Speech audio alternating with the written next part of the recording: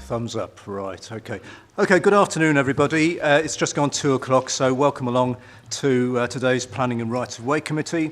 I'm Councillor Richard Butler, Chairman of the committee, and just a reminder that we are being broadcast on YouTube live and also will be recorded for future publication. With me today are fellow councillors, Councillor Creamer, who's my Vice Chairman, Councillor Adams, Councillor Camilleri, Councillor Corden, Councillor Fielding, Councillor yes, no, we haven't got Councillor Henshaw. We've got Councillor, I beg your pardon, Councillor Allen, who's in place of Councillor Henshaw, Councillor Meakin, Councillor Purdue-Horan, Councillor Sam Smith, Councillor Tom Smith, Councillor Tracy Taylor, and Councillor Daniel Williamson. So welcome, everybody. First item on the agenda are the minutes of the previous meeting held on the 5th of July. Those of us who are here, are we happy to accept those? Thank you very much. And apologies for absence, please, Mr. Barker. Thank you, Chair. Councillor Tom Smith replaces Councillor Owen, Councillor Taylor replaces Councillor Moxon, and Councillor Allen replaces Councillor Henshaw, all for this meeting only. Thank you. Thank you. And do any members have any, or members or officers present, have any disclosable pecuniary interest, I can never say that, pecuniary interest to declare, and or any private interest, pecuniary or non-pecuniary, to declare? I don't think so, just for record. No. So thank you. And item 4 is any declarations of lobbying. Anyone wish to declare anything on that? No. Okay. So we have going to planning applications. We have one application on the agenda today.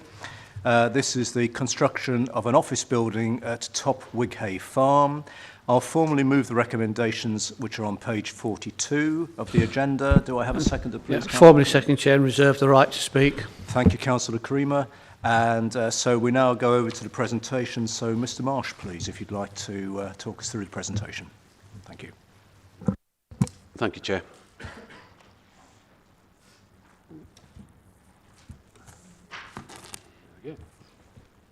Okay.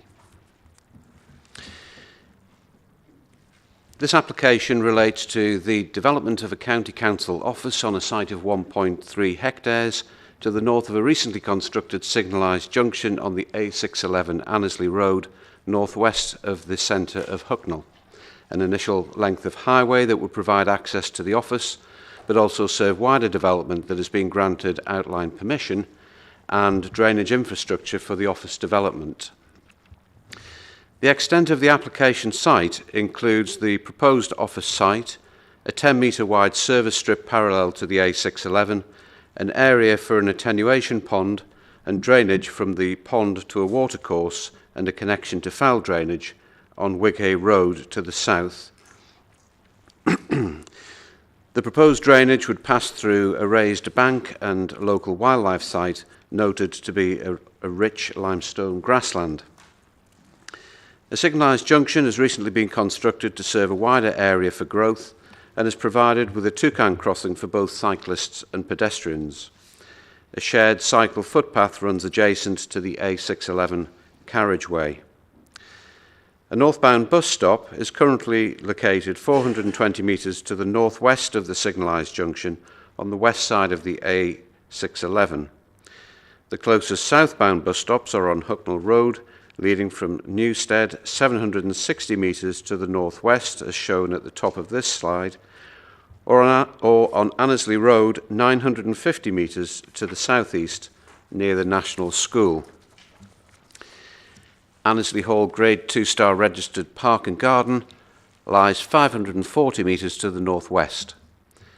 The site of proposed built development is at closest approximately 350 metres to the east of the Sherwood Possible Potential Special Protection Area for breeding populations of nightjar and woodlark at Wighay Wood within Park Forest. The proposed development forms part of a wider strategic allocation for growth identified in the Greater Nottingham Aligned Core Strategy and Gedling Part 2 Local Plan, which allocates 8.5 hectares for business, storage and distribution and general industrial uses. A supplementary planning document for Top Wighay Farm has been prepared by Gedling Borough Council and identifies sites to either side of the signalised junction on the A611 as landmark sites. Outline planning permission for mixed-use development has been granted by Gedling Borough Council for 805 homes, up to 49,500 square metres of employment uses, a local centre and a 1.5 form entry 315 place primary school.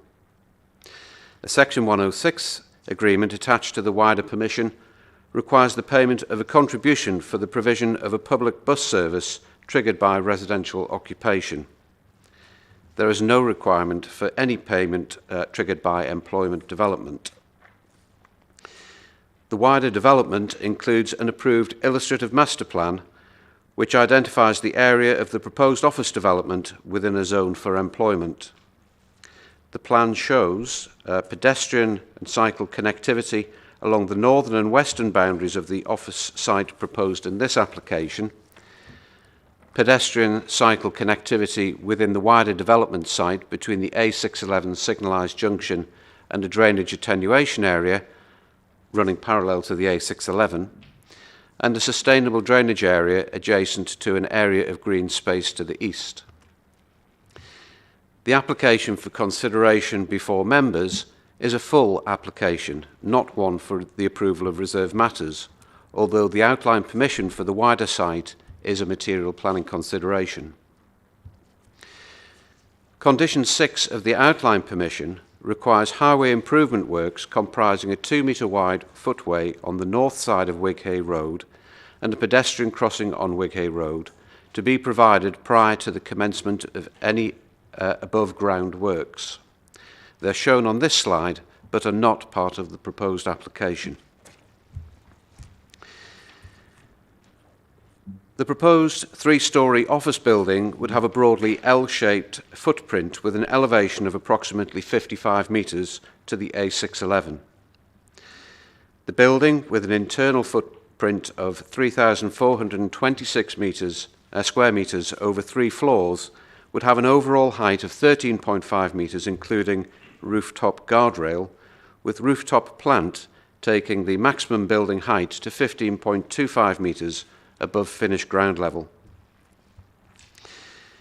The building external elevations would be faced with a mixed palette of brown and light grey panels above a red brick ground floor, with extensive use of copper patina standing seam metal cladding proposed, referencing the copper roof of County Hall. The elevations shown on this slide are those that would face the A611 and the new access road off the signalised junction. Brise soleil would be provided outside windows of the upper floors facing the A611. Photovoltaics are to be provided on the whole of the roof in areas other than those needed for rooftop plant and service access. The building would primarily serve as an office space for Nottinghamshire County Council, together with ancillary accommodation and meeting rooms. The building is proposed to not be primarily public-facing, with only one department, the Adult Access Service, providing services to the public. A single one-to-one meeting room is proposed for this purpose. The applicant has explained that the proposed office would consolidate a number of existing satellite offices around the county. Nottinghamshire County Council has produced the Smarter Working Hybrid Working Strategy, which sets out the principles of how the flexible working arrangement will operate in practice. The applicant has added that the design ethos embraces the flexible working aspirations contained within the strategy, including breakout and collaborative working spaces, meeting spaces, and a suggestion 4:10 seat ratio for personnel. The applicant's current intention is for the third floor to be possibly let to small to medium enterprise businesses.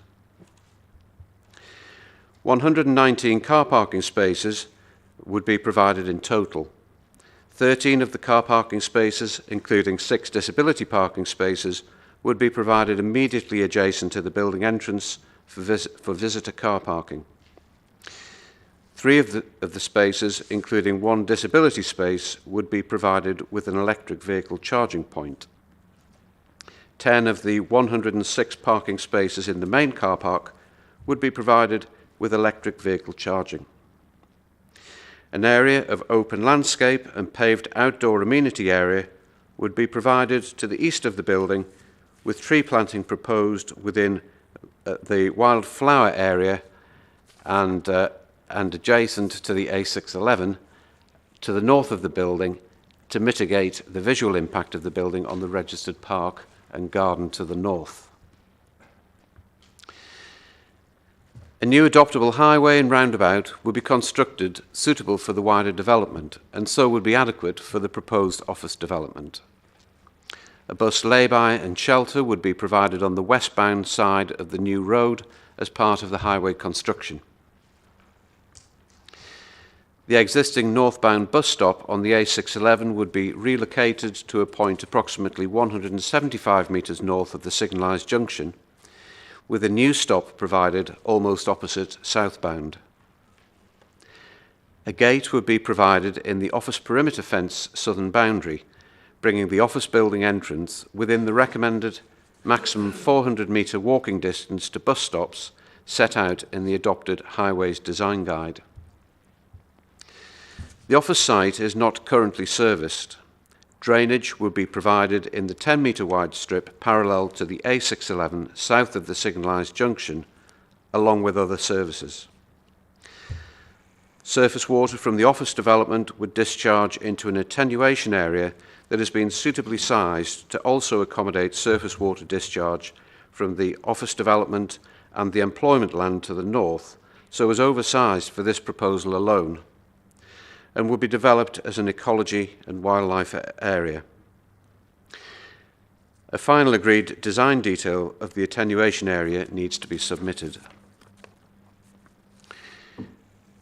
The foul water and drainage from the surface water outfall would continue in a northeasterly direction along the route of a future road, passing through a raised bank and the local wildlife site. Reinstatement details for the areas impacted by drainage works have not been provided at this stage and is a matter reserved in the recommended planning conditions. The principle of the site being developed for offices has been established through the grant of outline permission for development of the wider site. Although the office would be built in isolation in advance of other reserved matters coming forward, by definition, the proposed use class, which falls within planning use class EG, allows uses that can be carried out in a residential area without causing detriment to its amenity. Within that planning use class, EG1 is for the use of officers to carry out any operational or administrative functions. The principal issues relate to the suitable sizing of the proposed office car park and the provision of connectivity with good access to bus services, and are matters raised in the representation received from Linby Parish Council. Changes have been made to the application to address some of the points raised. The proposed car park has been assessed against the current adopted Highway Design Guide car parking standard of 1 space per 30 square metres of building floor area, and the 119 spaces proposed meets that standard. Conditions are recommended to review parking once the development is brought into use, to offer incentives to staff to travel other than by car through free bus travel on first appointment to the office base, and implementation of a travel plan which may require a review of office working practice. Linby Parish Council, in late representation, has questioned how the travel plan will work, given that recommended condition 28 requires the travel plan to be generally based on the submitted travel plan framework, which references the number 141 bus service running between Hucknall and Mansfield via Linby Village, but that service is to be withdrawn in September 2022. NCC Transport and Travel Services has commented that it is not aware that the operator has officially registered the service cancellation with the Traffic Commissioner. The form of any replacement service, if the route ceases, is currently being looked at, and the County Council's website states that it will now be running an exercise with local bus operators to tender for a replacement service for the 141, and the aim is to have the service up and running on the 5th of September 2022. It is anticipated that the principal aim of the travel plan travel by bus will be to provide connection to public transport travel hubs in towns to the north and south. Bus stops are being proposed that would allow staff and visitors to access the site using bus services passing the site along the A611. In time, as the wider site is developed, a bus service contribution triggered by residential occupation would lead to the provision of an additional bus service passing the office. The building is designed to achieve a BREEAM Excellent standard and would create a landmark at the entrance to the wider development site. The proposal is in accordance with the development plan and broadly in accordance with the outline permission already granted. The number of pedestrian movements associated with the office development can be accommodated using the existing tactile crossing at the roundabout junction of Wighay Road without the need for the Wighay Road improvements, but would need to be completed as a pre-development requirement of development pursuant to the Gedling Borough Outline Permission. The proposed attenuation pond offers the opportunity to create a wetland-based ecological area, which will also serve as an attractive visual amenity feature at the gateway to the wider development. Longer term, the 10-metre wide service strip carrying site drainage parallel to the A611 may be developed to provide a footpath network and enhance the amenity of the wider site development, but is a matter that will need to be considered by Gedling Borough Council. An acceptable route is already in place alongside the A611 for journeys by cycle or on foot. There is a need to consider the impact of the proposal on heritage assets. The proposed tree planting to the north is considered to provide suitable mitigation, and further tree planting can be secured by Gedling Borough Council in considering reserve matters applications for housing phases to the north. Consultation responses have been received on a revised detailed landscaping scheme, with NCC Historic Buildings Officer commenting that the landscaping scheme does appear to attempt to address the concerns raised previously regarding the impacts of the proposals on the registered parkland of Annesley Hall, but defers to the expertise of the Gardens Trust, which has advised, subject to the substitution of one tree species, that with good management of the perimeter woodland of Annesley Hall, the garden's sense of privacy and isolation from the application site will be maintained. A request to defer determination of the application has been made by County Councillor Dave Shaw for Hucknall West, County Councillor Lee Waters for Hucknall South, and County Councillor John Wilmot, Hucknall North. Reference is made to traffic that is to be generated by the wider site development, and that 119 parking spaces are proposed based on the County Council's adopted parking standard of one space per 30 square metres gross floor area. The councillors say, however, due to comments made recently in the press by Councillor Ben Bradley MP, the leader of Nottinghamshire County Council, and the confirmation of a review into the future use of County Hall, West Bridgford, by the Place Select Committee, it would appear that the traffic generation figures as attached in this application are out of date and uncertain. In the article published by the Local Democracy Reporting Service on the 15th of July, Nottinghamshire County Council to consider moving out of County Hall to save tens of millions, the leader of Nottinghamshire County Council stated, "There's obviously a question of where to go. Top Wighay would be one of the options, and we've also got Trentbridge House just over the road here. But these are questions and not answers. We're certainly looking at it, is the most honest answer, and it's important to be careful managing that process so any decision we do make will be subject to cross-party scrutiny, consultation with staff, and we will go through that." In our opinion, there is a real possibility that this development will lead to significantly increased traffic generation moving forward, not contained within the application. Therefore, the figures are uncertain, and the application is based on an uncertain premise. Councillors are being asked to vote on an application with out-of-date figures. We would ask you to defer any decision until the completion of the review into the future of County Hall by the Council's Place Select Committee and the completion of negotiations with staff and trade unions. It is imperative moving forward that we make this huge decision based on facts. Whilst the application is in the Gedling Borough, it is a fact that any impact on infrastructure will impact Hucknall. The area around Topwickay Farm suffers from huge congestion already. This is before any construction works and the opening of this office. In responding to the matters raised by the county councillors representing the Hucknall divisions, members are being asked to determine an application for planning permission. The proposed use of the building is specifically set out in the applicant's description of development, that is, for purposes falling within Planning Use Class EG1, which is for the use of officers to carry out any operational or administrative functions.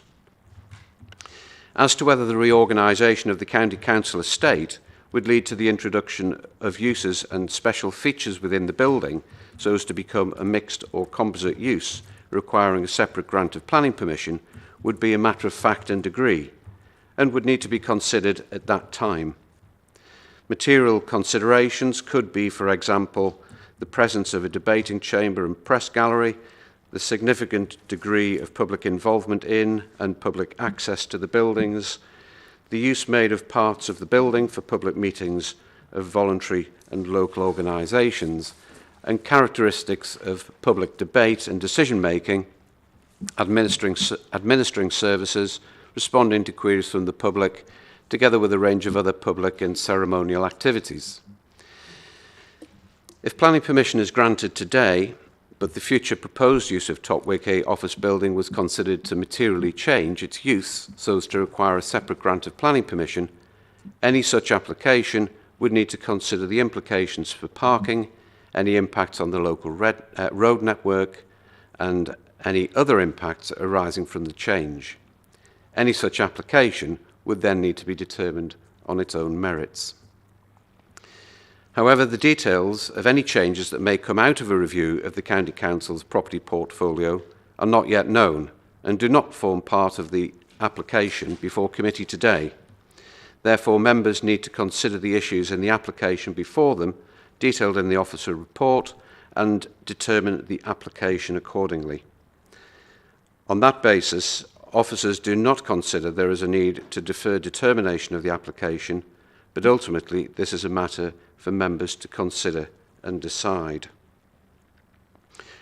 Although this proposal would be a first development on a much larger development site, it is concluded that the proposal would deliver a sustainable development in accordance with the development plan, with acceptable connectivity to the bus network for cyclists and pedestrians that will be further enhanced as the wider Topwickay development is built out.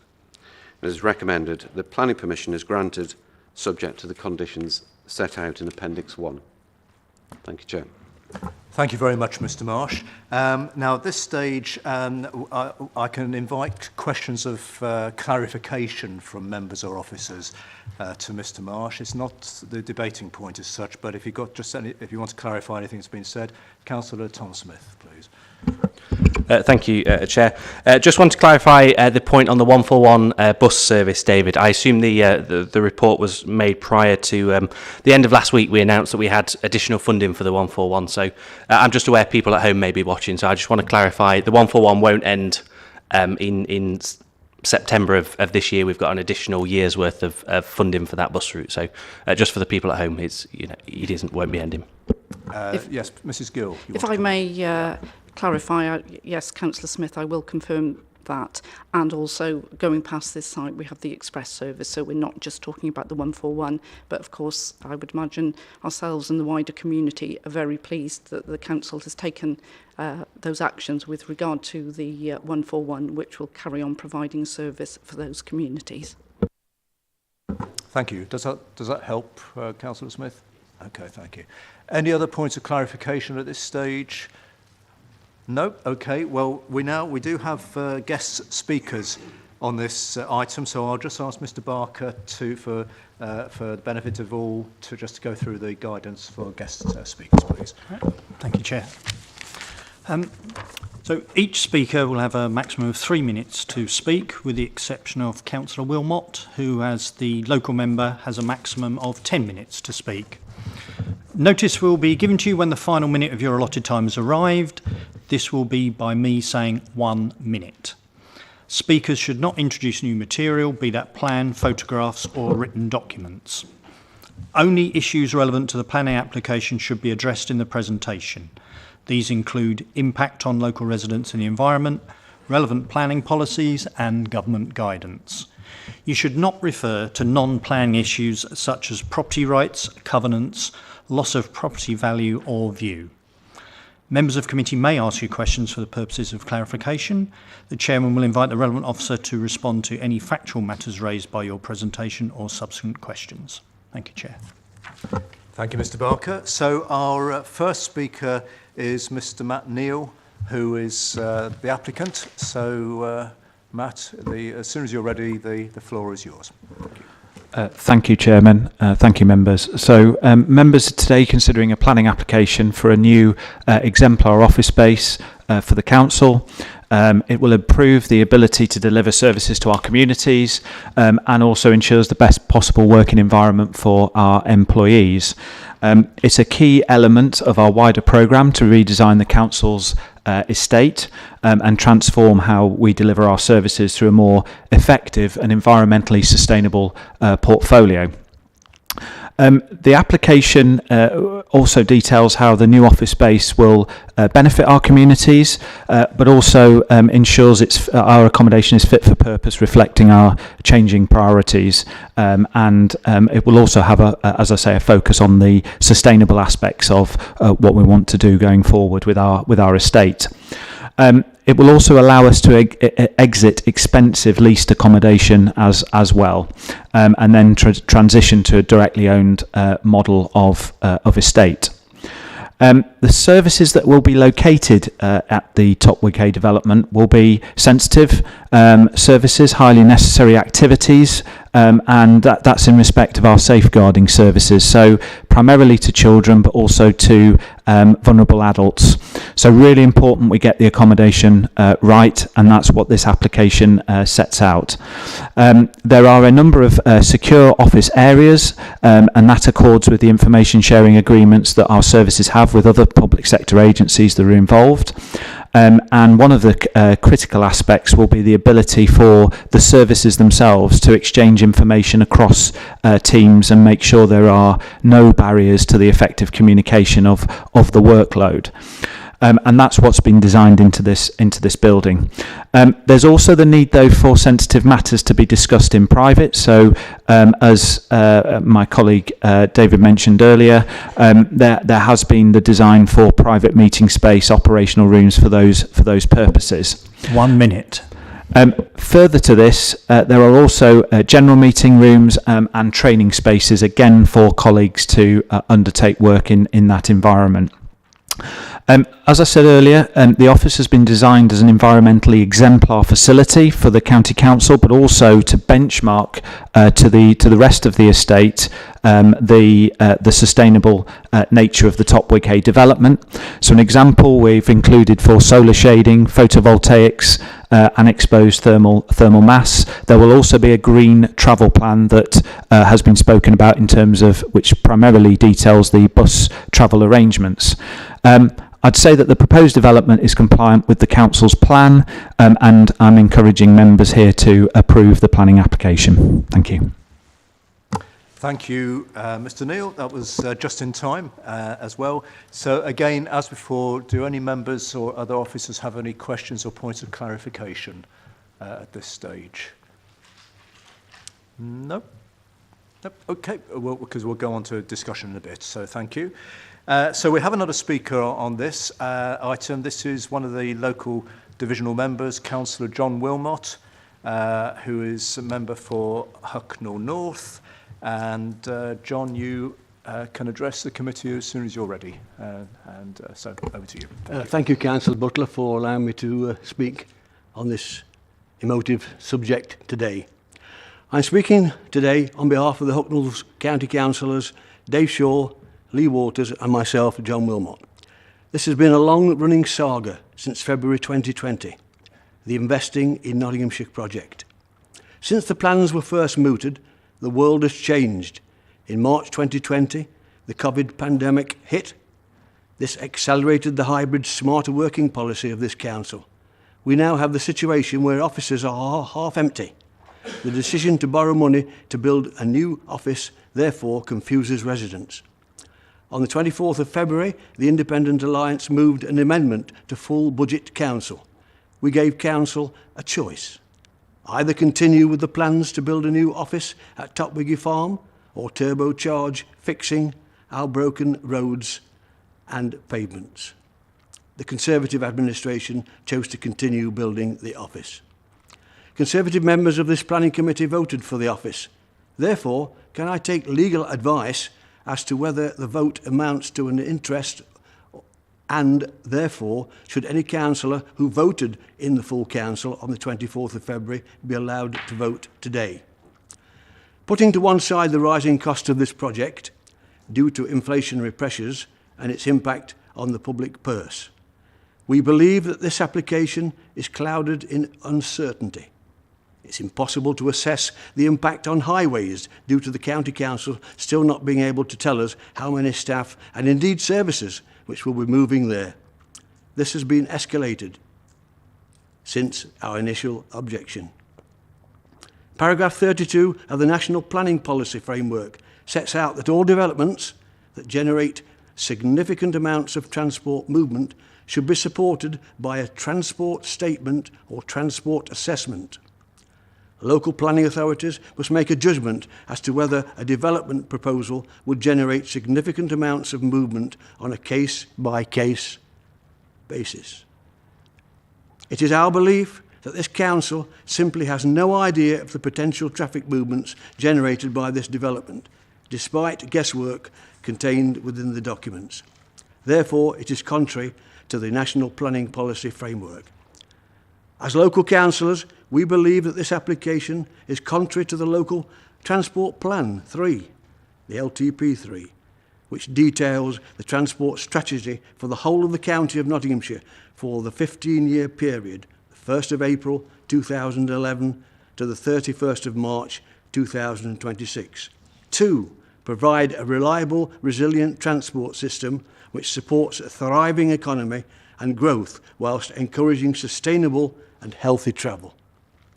We believe that this application, with its predicted transport movements, will make the transport system worse. There is also the issue of the unreliability of the bus services. Bus operators are cancelling services left, right and centre, blaming driver shortages. Whilst the site is served well by bus services when they run, Hucknall train and tram station is located approximately 2.5 kilometres southeast of the site and is in an unacceptable walking distance away. The road infrastructure means that it would be extremely dangerous for cyclists to access the site. This is contrary to the Council's ambition to go net zero by 2030. In fact, we believe pursuant of this application breaks the stated Council policy of actions in a climate change emergency. I would ask you to reject this proposal until we get answers to the questions about staffing. Further to this, Hucknall's infrastructure will take the hit because of this development. This is why Ashfield District Council officially objected to these plans. There are no plans contained to assist our infrastructure to cope. There is no Section 106 allocations contained to assist. I recognise that this site on wiki was approved in principle following an examination in public into Gedling's local plan. Ashfield District Council formally objected to this proposal for a number of reasons and made representations to the examination. There were assurances that further consideration would be given to infrastructure for Hucknall. It has been recognised that there would be an impact on Hucknall, but as yet there is no formal agreement as to the contributions and type of infrastructure that will be made available to Hucknall to mitigate the impacts of development on the already strained infrastructure. It is recognised in planning terms that the principle of development has been established. However, it is clear that some of the assurances that were given as to ensuring suitable infrastructure within Hucknall to mitigate the impacts of development is far from being delivered. At the moment, the county appears to be taking a car-borne approach to this, their own particular developments for officers, which relies on major road infrastructure, which rather sits at odds with wider ambitions of all councils to reduce car-borne traffic and improve wider transport connectivity. This will be a significant number of additional cars. There will be a significant number of additional cars that are not generated in the area. That they will use the county roads. They will exasperate already at capacity junctions such as Moor Road and the Badger Box, and there does not appear to be any contributions to form better transport hubs. Extending the net or improve bus and rail provision. There also appears to be limited approaches to further bike and pedestrian infrastructure. It is unclear how health is being built into the developments and how healthcare provision will be provided for the wider development as well as for the county council staff. The Independent Alliance have objected to these plans on 29 separate occasions, twice last week, so please consider this as the 30th objection. I would ask members today to reject this application, which will cause havoc in Hucknall and the surrounding villages. Thank you for allowing me to speak. Councillor Butler. Thank you. Okay, thank you, Councillor Wilmot. And as we've other speakers, do any members or officers wish to ask points of clarification? Councillor Creamer. Just one clarification. Within his speech, it is actually mentioned he was asking for a legal judgment.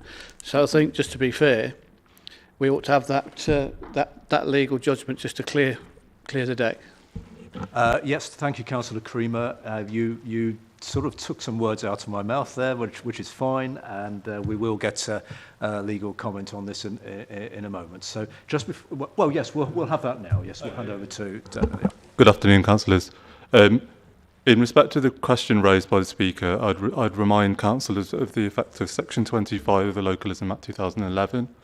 I'll read it out for you, then I'll give you a little bit of an explanation as to the relevance of the subject matter today.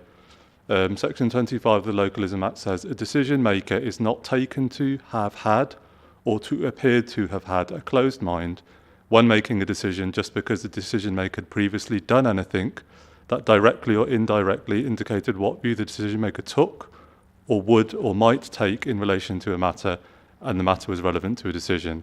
So what that effectively is saying is previous involvement with projects of the council in which you may have undertaken a vote don't automatically mean you're biased or predetermined.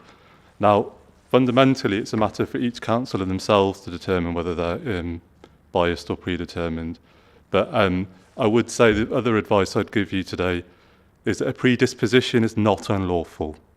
So if you have been involved in a matter in relation to this project in which you're predisposed to the idea that an office may or may not be a good thing, that's lawful.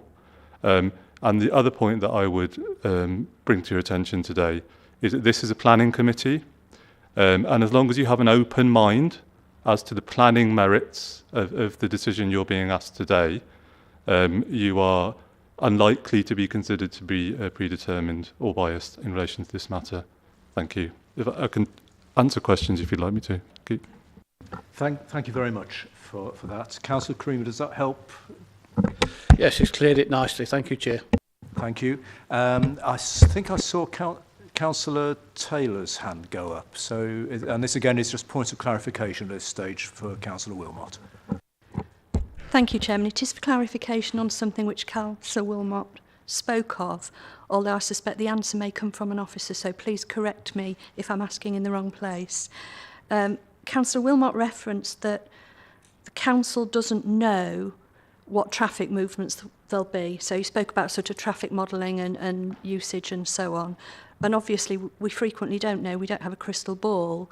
But it was just to seek clarification from officers.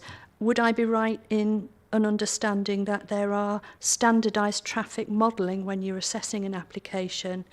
And can I then ask for clarification that those processes have actually been followed when you've assessed this application, so that we do have a sense, even though we don't have a crystal ball? Thank you, Chairman. Thank you, Councillor Taylor. I think in fairness to Councillor, this is sort of picking up points that Councillor Wilmot has raised, but you're quite right. I think the answer will need to come from an officer. It wouldn't be fair to expect a councillor to answer that question. So who's picking up on this? Is it Mr. Whitcoe, please? Thank you, Chair. It's a relatively simple question to answer.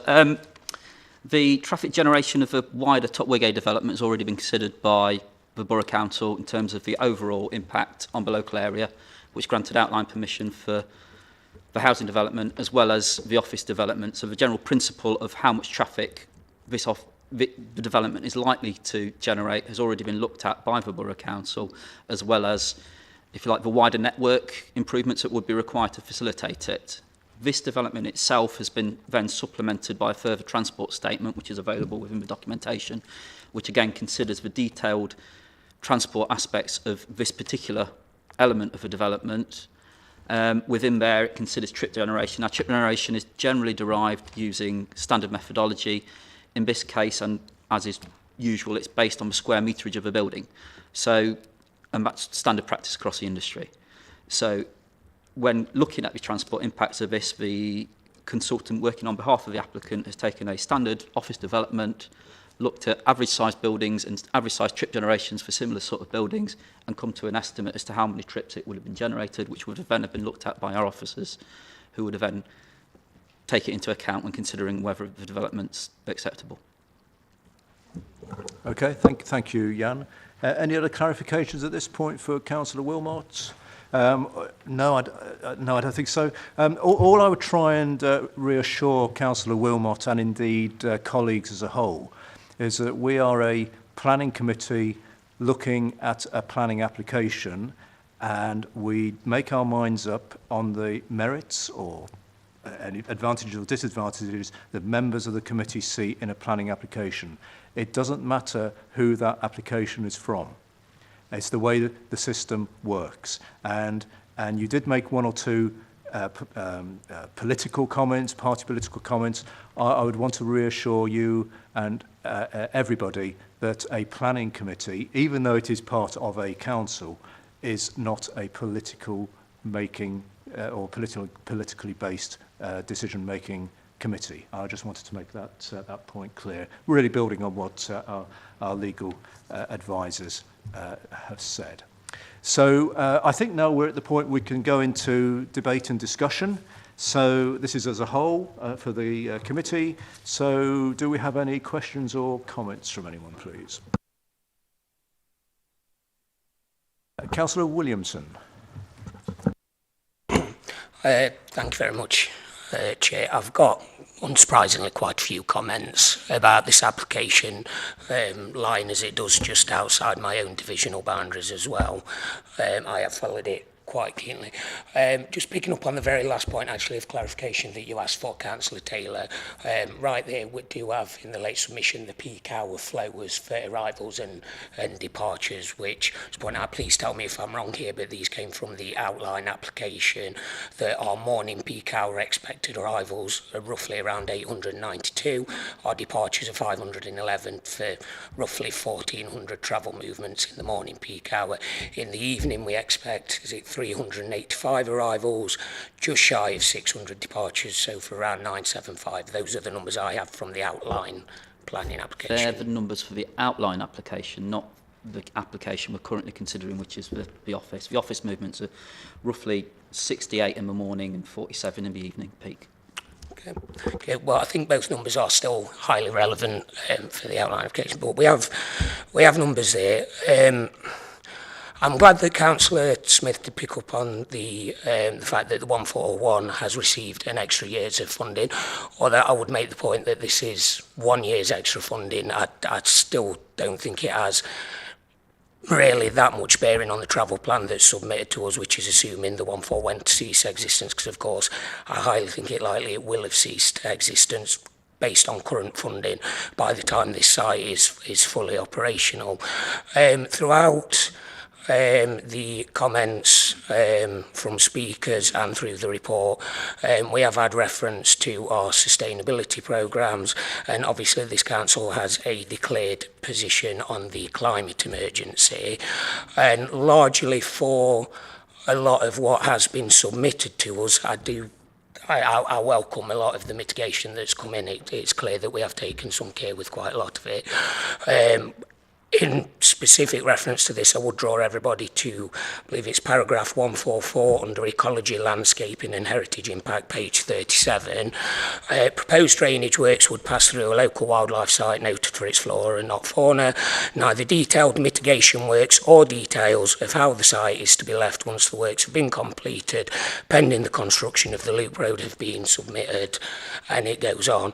To me, for council, there is and should be quite rightly pushing a sustainable agenda, pushing a sustainable position on climate change, and as what should fundamentally be, as with all councils, a member-led group. It is untenable to me that we should be asked to approve anything with an aspect of an ecological impact or environmental impact without having the full details of that in front of us. It's something I have a serious disagreement with. It is a major part of, and I appreciate your comments about this being an apolitical arena, but it's fundamentally politics. This is a major political issue, and to me, we need to have those details back with ourselves before we could possibly make informed decisions on this.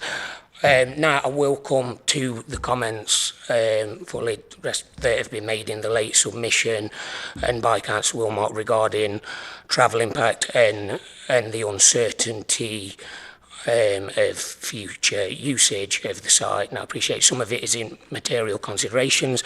The outline development for the entire wider site is, and whilst I appreciate the work that has gone in, I think fundamentally the work that is going on at the Place Select Committee and comments that have been made by the leadership of this council, I'm being very careful to make sure that this isn't political, so please don't think I am being here, but they throw up into serious doubt what the future usage of this site is, what will come of it. Now, I can be persuaded to accept what's in front of me, provided that I fully believe that the transport mitigation is in place, there's a full and robust travel plan, and that the traffic numbers are up to date and something that I am comfortable with. As I say, my ward is just to the opposite side of this application site from Councillor Wilmot, so I have many of the same issues. And so based on my own feelings, I think we need to go back and have a more robust travel survey done to mitigate for any of these future numbers and to mitigate for the 800 plus houses that will soon come on site. I would like to formally move for a deferral of this item until we have that, Chair. Thank you. Okay, thank you, Councillor Williamson. I would just. So, are you making a proposal there for a deferment? Did I hear you say? I am, yes. Oh, right. Okay. Well, I suppose the way we have to do these things, I need to ask if you've got a seconder for that. Yes, Mr. Chairman. Councillor I Lee? formally second the deferral and reserve my right to speak. Okay. Well, I'm happy to have that proposal and proposal moved and seconded. We'll just have to take a quick vote on that, just to see if the committee agrees or not. Do it in the traditional way, show of hands. Those in favour of that proposal, please show. So I think that's 1, 2, 3. And those against? 1, 2, 3, 4, 5, 6, 7, 8, 9, 10, I think, is that? And for the record, no abstentions? No. Okay, so well, thank you for that motion which is moved and seconded. It will appear in the minutes, but it hasn't been passed. So we carry on with the meeting as per normal. I'm sure one of the officers will pick up on your points, just for clarification about your comments about the bus in particular, and also the drainage flora concern. I'll try and give you some reassurance, because it does say further in that paragraph about the flora in paragraph 144 that if nothing is forthcoming straight away, the issue will not be ignored and will be monitored and revisited within a few years, within the 5 years, which I think probably answers that query, but I do understand your question. Officers, do you want to come back on any of those points, please? Mr. Marsh. Yes, I'll just respond or continue on that ecology point. Yes, the way the conditions have been framed, because this is an application for a standalone office development and not part of the wider site development. Should that other development not come forward, there is the wording in the conditions requires the landscaping for the site to be revisited, such that the impact of the drainage works going through the wildlife site are appropriately mitigated. The works themselves, although details have not been submitted as part of the application, are the subject of recommended condition 19, and then specifically within that, it's condition 19A, and that would require, within 3 months of the commencement of development, a scheme including a programme for the provision of landscape to provide details of how those areas are going to be left.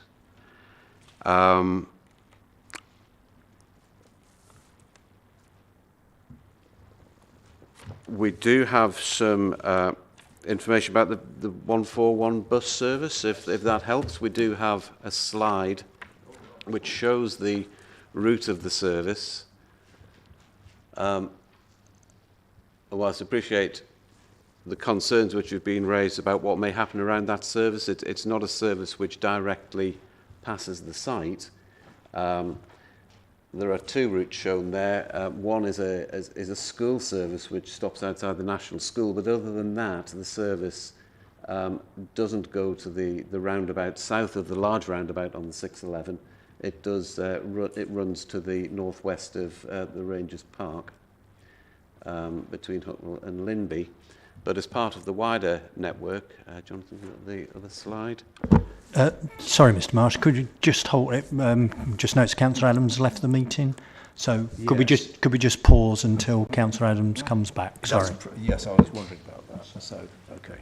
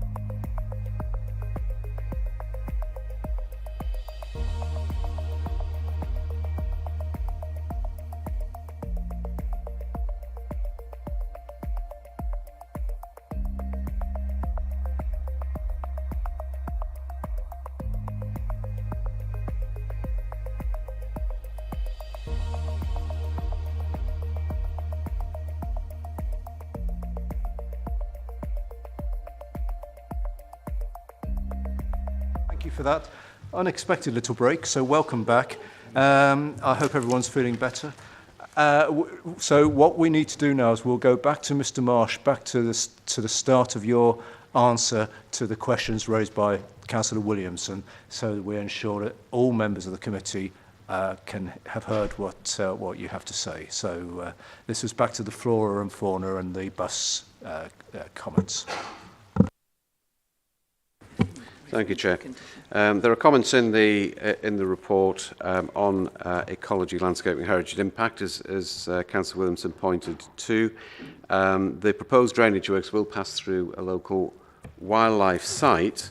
It's not a matter which is of particular concern to NCC's ecologists. In a paragraph 102.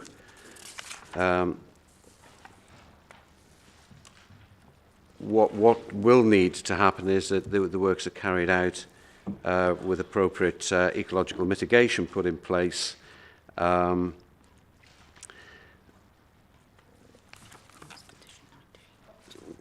yeah, I'm just going to that.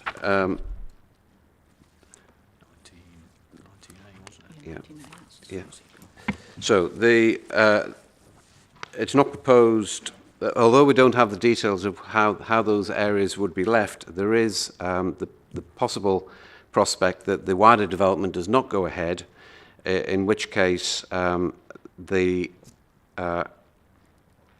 will be a need to go back to revisit how those areas may be left as the drainage is taken through goes through the wildlife site.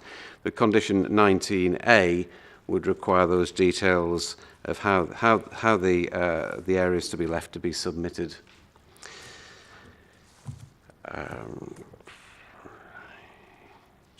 Okay, I did begin to talk about the 141 bus service. Yeah, yep. onto so hopefully that's picked up your point about the flora and fauna, Councillor Williamson, so that's good. So the 141 and the bus routes, please. It was just to provide some clarification of the route of the 141 bus service and other services in the area which pass the application site. This slide here shows the route of the 141. The darker red route is the main route, and there's a fainter red route which goes past the National School, and that is a school service, and that service only happens at school start-finish times. So it is a route which connects Hucknall to Mansfield via Linby, but doesn't pass the school site.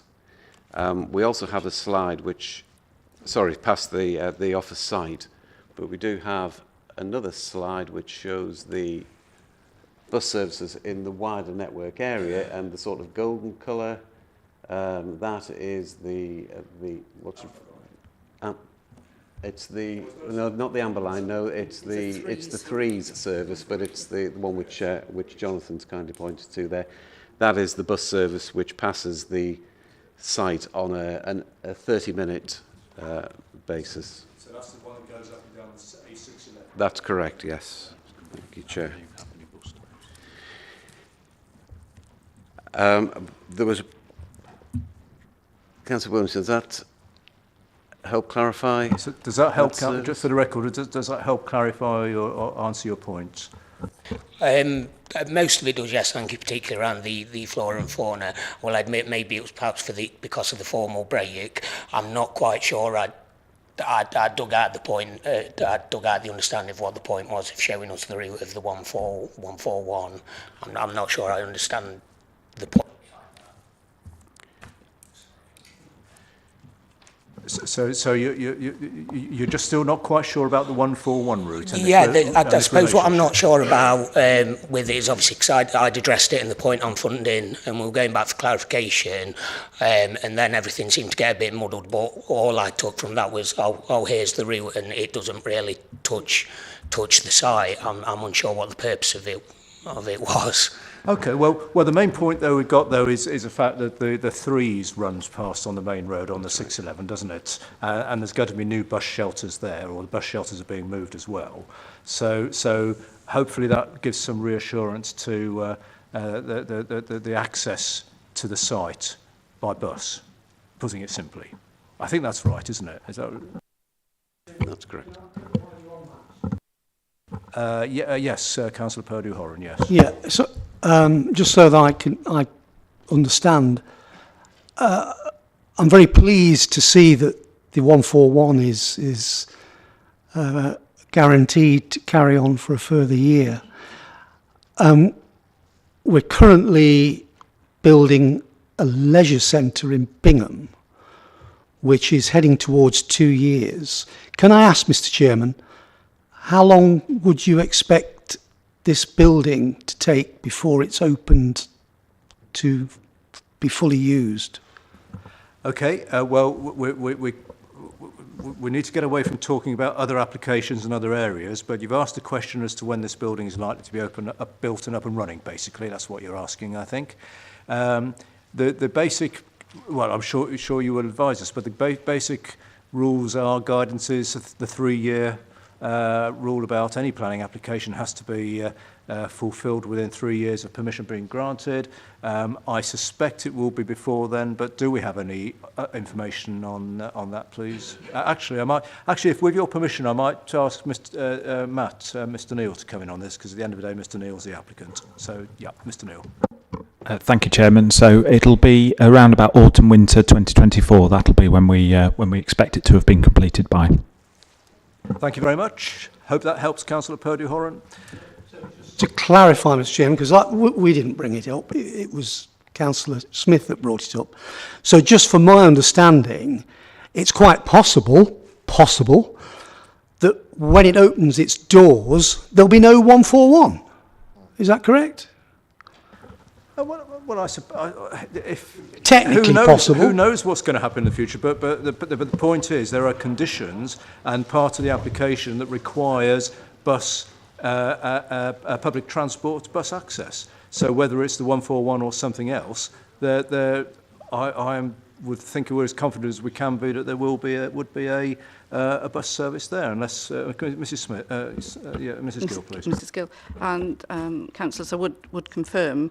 There are other buses passing this site. It's not the 141, the 3s service which goes to Ashfield and Mansfield, and that is the service that comes down the A611 where we're putting bus stops and gates and things. So I would reassure councillors that there will be bus provision accessing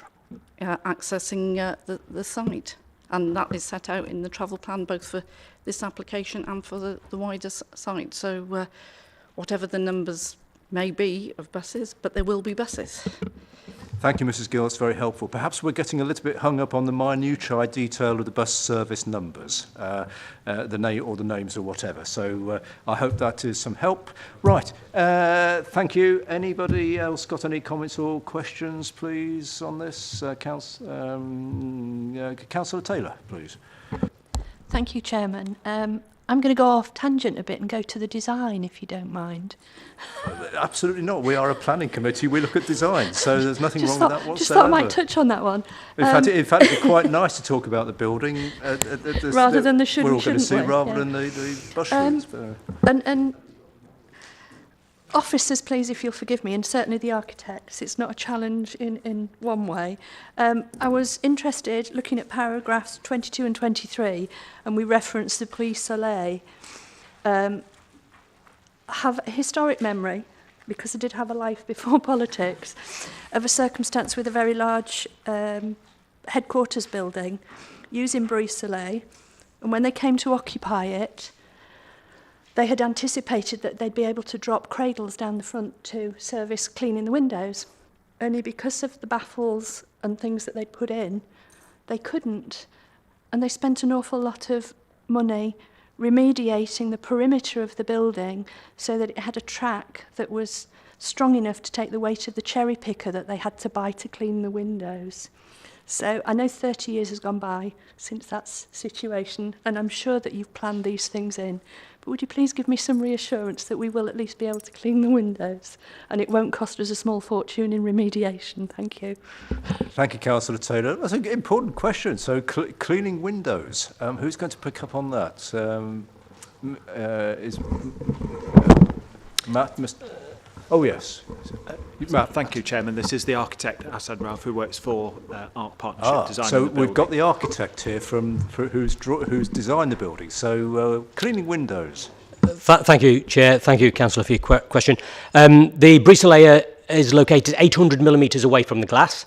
It's a 3-storey building. We also have access all around the perimeter for cherry pickers for any high-level maintenance, but the glass will be cleaned by pole. Councillor Taylor. Thank you, Chairman. As long as nobody's going to be asking me to wield the pole, I don't mind, Chairman. No. I'm sure the necessary risk assessments will be carried out accordingly. And then, if I may, Chairman, I have another question, not on the design this time. Yes. And I suppose it's a bit cheeky pinning the question to this particular application, but paragraphs 32 and 3 talk about occupancy ratios, flexi-use space and the third floor sublet. And it talks about the different user groups, whether that is council staff or perhaps a sublet to public or private businesses. There's no mention in there of councillors using touchdown space, and I know that this will be close to the heart of some of my colleagues. So with both this application and the use of other of our buildings, I suppose I would just make the plea to Mr Neil and his team that councillors are encouraged to use our estate across the county rather than all having to come here all the time, and that there is a change in our approach so that we can use this space particularly, because this is the application, but our estate more generally for councillor use as well as officer use. Thank you. Well, I'm sure Mr Neil will answer that, but my assumption and understanding would be that in this world now of having computers where you can log in from anywhere, that would be probably a very straightforward thing to do. But could you just help us with that, Mr Neil, please? Yeah, we will do some more work on that, Councillor Taylor. However, we have already provided some touchdown space in some of our offices. So, for example, at Meadow House, if you go there, you'll see there's touchdown space. But we'll certainly make sure that we've got adequate space in all of our buildings. And of course, this is the way a lot of our staff work as well now, especially staff who are out and about on the road doing their roles around the county. They will have a building or have buildings to be able to just go along and plug into and near a home, etc. So I think the answer is yes on that. Councillor Sam Smith, please. Thank you, Mr Chairman. For this application, I have no questions, which is surprising from me, I know. I just want to welcome it for many reasons, really. First, around the building itself, the rooftop planting, thumbs up. I've been calling that for on our bus shelters. I think it's great, so great that we're getting it on the building. And environmental exemplar, I think you used, Matt, is really good. And I've noted that it includes electric charging points, which is also great. I just want to move away from buildings, if I may, because our residents, to be frank, don't really care where we work or what buildings we operate from. What they do care about is whether the services are going to be closer to them. And I think what this application is trying to do is move some of our key services directly close to the people who require them, and I think that's really important. And also, as was said by the applicant, there are some savings on leases and rent here, and what that could potentially do is be investment back into key services for our residents, and I think that is to be welcomed. But away from that, what this application will actually do is potentially create up to 1,000 new full-time jobs for the economy. And we've all gone through a stage in the pandemic where people have seen their jobs change. And this application aims to create more high-skilled, high-paid jobs, up to 1,000. And I think that's really good. And for the local economy, it could, over a decade, potentially boost the local economy by £873 million. So away from all the nice talk about buildings, that's a genuine impact to the residents of Nottinghamshire that this application is going to have. I think that should be welcomed. Let's get on with it, Mr Chairman. Okay, thank you, Councillor Smith. Probably no need to come back on that, but thank you for your comments. Councillor Adams and then Councillor Tom Smith, please. Thank you, Chairman. Yeah, I've got a question about page 18, point 42. The proposed office site will be enclosed by a 2.4 metre high weld mesh fence. Hedgerow will be planted inside the weld mesh fence on the northern boundary and highway frontages to the north east and south east. It's really sort of a question on this. Is this because of the sensitive use of the site that we require a 2.4 metre wire mesh fence. Arguably, many of our sites, including this one, don't have any fences at all. We're talking about wildlife, obviously, within the context of the application, and I'm really glad that's taken a sort of a front row in the way that we're attempting to deliver this site. But I do wonder, as far as the actual traversing of wildlife around the environment, whether such a fence is appropriate in its location. So some confirmation on that would be fantastic. Also, just going back to some of the points that Councillor Smith has made, I think the way that we are ensuring this building is absolutely dealing with a lot of the issues that we are facing, both nationally and internationally, with regards to energy generation, and also the understanding of how buildings work with regards to their solar abilities and how they absorb heat and how they release heat. I think is great to see, and I think it's important that our residents and future developers can see this from us as being a building of such fantastic can't get my words out, sorry. Fantastic key parts that are covering all areas, including the like of the electric vehicle charging, which I assume as well can actually tag off the solar array too. So we'll be feeding directly into people's cars, directly off the roof. Is fantastic. And again, I think that's really important that we are setting that example across Nottinghamshire to show what buildings should be built like, so that when people are looking, developers, etc., looking to do future applications, that they will look at this building and think, you know what, that's how it's done, and we should try and achieve that same level. So yeah, I think you're to be commended on that. Councillor Smith talks about the green roof as well. Love a bit of green roof. And, again, helps with heat management within buildings. As we know, greenery cools things down. So, again, will help with that. So, yeah, fantastic. Well done to everybody. And obviously, the architect as well. Really appreciate bringing so many of those things into play. But if I could have some clarification on that fence, that would be lovely. Thank you, Councillor Adams. And so the query about the fence, Mrs. Gill or... Who's doing this one? Is that David? Yes. Yep. Thank you. Yes, the site is enclosed by, proposed to be enclosed by fencing. That's to provide security to the estate, but it will also control, as you'll see at County Hall, there's various holes in the perimeter planting which can be used as routes for pedestrians, so it will help control access to and from the building. But we are particularly mindful of wildlife and its ability to transit through the site, and recommended condition 15B includes a provision to allow passage of mammals through perimeter fencing. There is a proposed linear route which runs along the western boundary of the site, run along the 611, and you can see that also being a transit route for wildlife. And it's expected that the area which there'll be access to will be that wildflower area in the northwest corner of the site, which will be directly accessed from the footpath network via these the proposed mammal gates. There is one point of clarification which I do need to make. There isn't planting on the roof; it is rooftop plant. So there was a suggestion at a pre-application stage. There was a suggestion at a pre-application stage that there should be some sort of green roof there, but that has been it hasn't come forward in the proposal. But it was a suggestion from our ecologist that was something which could be explored, but that's been mitigated by other measures proposed in the application, particularly around the wildlife meadow. I take it all back, Mr. Chairman. Yeah. So yes, we yes. Well, we won't blame. We're not in the blame game here, but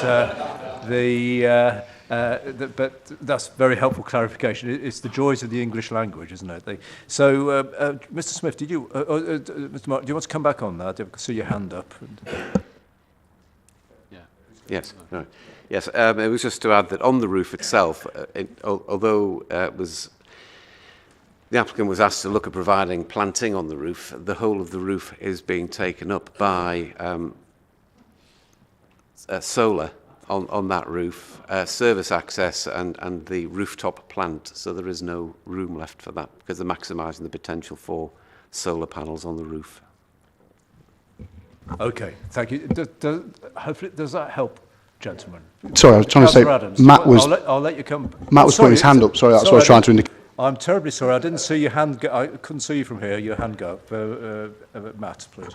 Thank you, Chairman, and thank you, Councillor Adams. I just wanted to really just also reiterate. I'm not sure whether it came out or not in my in the speech. I guess is around the fact that this is a BREEAM excellent building, and there are only 10% of non-domestic buildings in the country that actually achieve BREEAM excellent, and that's what we're looking to achieve here with this development. So we can say a little bit more about BREEAM, Chairman, if you would like us to, but that's what we're looking to achieve with the development.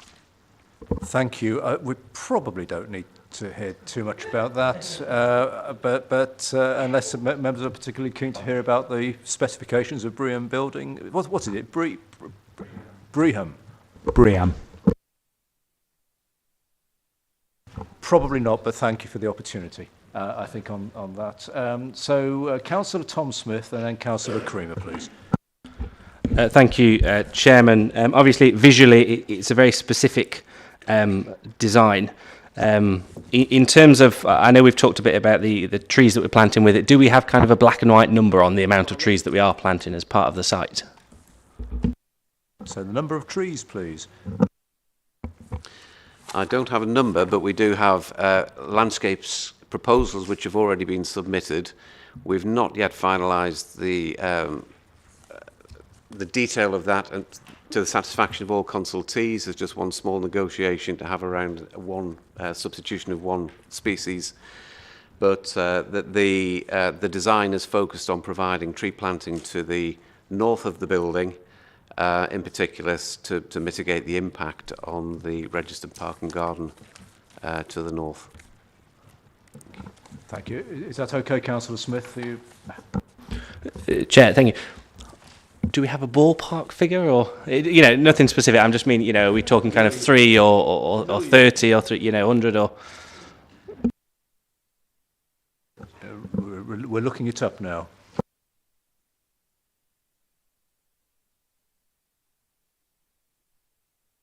Yeah. We'll come back to you on that one, Councillor Smith, with regards to the number of trees. In a moment, we're just looking it up. But Councillor Creamer, please. Yeah, it's just a couple of quick points just for clarification. One, both on transport in a way, but on the parking, I understand that, even though I don't think it's specifically mentioned in here, that the actual parking is future-proofed so that the electrification of the parking spots can actually go ahead for future vehicles. And as I understand it, and I can't quite find it in here, but I think it's £500,000, it's going from Gedland, so that when the actual estates, the housing estates are being built, it is to actually put a bus service into that estate. I saw that somewhere as well, but we'll get clarification on that, please. David. In terms of a bus service into that estate, as part of the wider development, the bus service contribution will be triggered on house occupation, and the aim will be to provide that a bus service which runs through the development, but it will also use the stop which is proposed as part of this scheme on the southwest side of the road, just by the signalised junction. I was just going to look for it, but I'm fairly sure I was going to give you a condition number, but there is a requirement for car parking spaces to have provision for future electric charging points. It's the ducting infrastructure I just need to find a condition number Yeah, for you there there. definitely was reference to future-proofing, and it's all to do with the ducting, isn't it? It And, is. Thank you, Chair. It's important for the public as we've been... Yes, Okay. very much so. And I can see nods coming from the back of the room as well, that that is very much the case. But we just can't find the particular... It's condition 24, Chair. Oh, yeah, condition 24. Is that the main? Yeah, it makes it very clear. I think it Is that on the main site plan? refers to the minimum of 13 electric vehicle places as indicated, but also in the car park, and all car parking spaces shall be provided with ducting to facilitate the future provision of electrical vehicle charging. So yes, it is in the conditions. Okay. Is that all right, Councillor Creamer? Thank you. Councillor Camilleri. Thank you, Chair. I agree with most of the comments we made today, but one of the major things that I really am impressed with, that it's going to be located in the centre of Nottinghamshire. So the dynamic is going to move to the centre of Nottinghamshire, which will emanate out to all parts of Nottinghamshire and not just to the south of Notts, perhaps.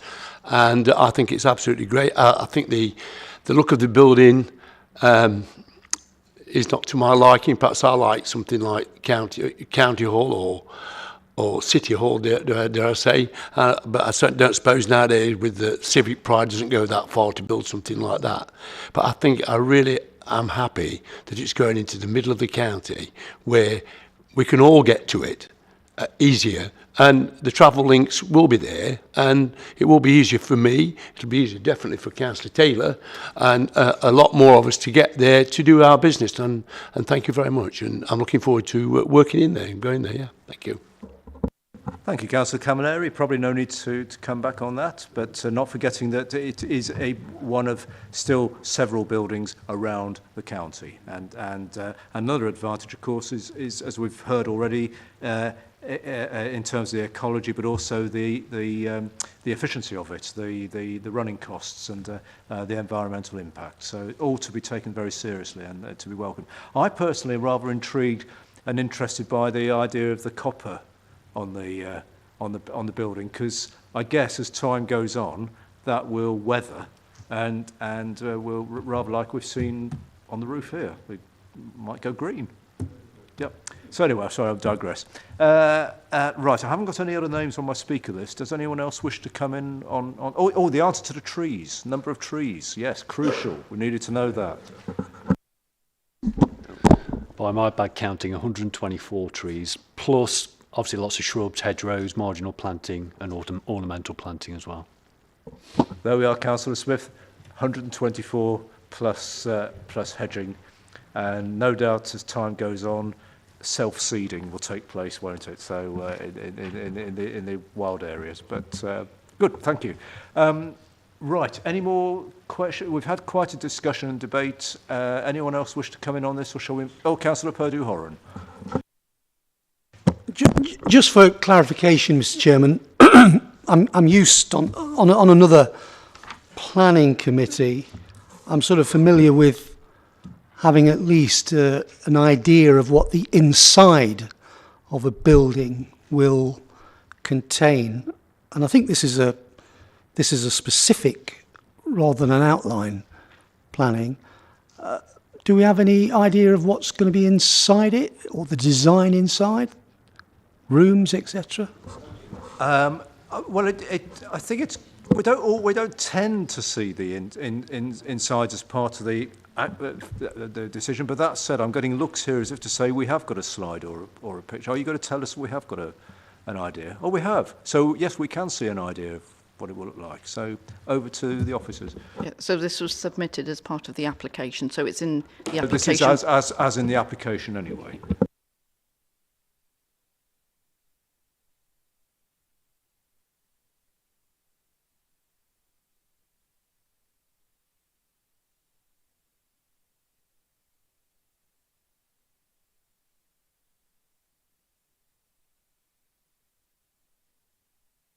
We're looking at the floor plan at the moment, but I'm assuming that you were hoping to see perhaps artist impressions or pictures of the internals. Is that what you're thinking? Because That's unusual. We don't tend to get that at planning. You don't often see the details of the inside, but basically there'll be offices, and they'll be flexible. But I suspect we haven't got any other illustrations apart from what's in the application. Is that fair to say? I think there are references in the report to, it wouldn't be dissimilar to what we have in County Hall, and there'll be breakout areas and meeting rooms and stuff like that, in addition to workstations for people to work at. So really, putting it simply, it will look like offices. And that, at the end of the day, is what we're discussing, deciding whether to build an office building. But with regards to specific things like colours and so on and so forth, no, we don't have that information, and I wouldn't expect us to require that information either. Sure, you understand. Right. Thank you, though, for that. Shall we make a decision on this? I don't see any other hands going up. So we've had a discussion on this. We've had concerns raised, and quite rightly so. This is what we're here. We're here to listen to questions and opinions and hear what people have to say. But we need to make a decision on the application that is in front of us. I think we're ready to make that decision now. So, in the usual way, show of hands. All those in favour of the application, please show.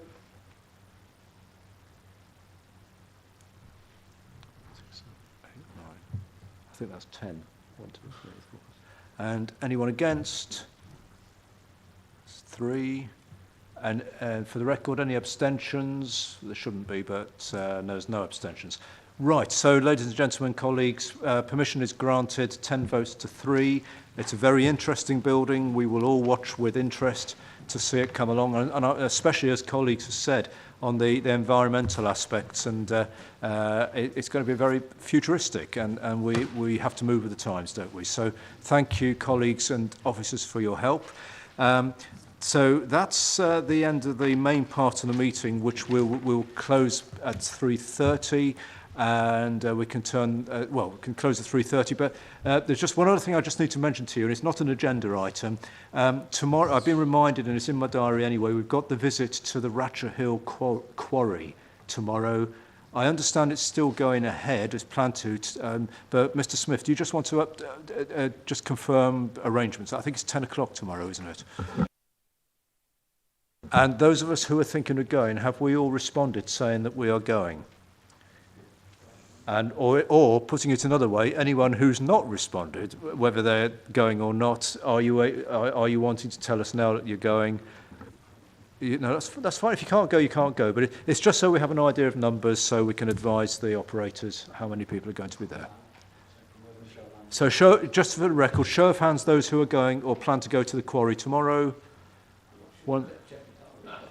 So 3 for certain, 1 almost certainly. So at least 3, plus yourself and officers. Okay.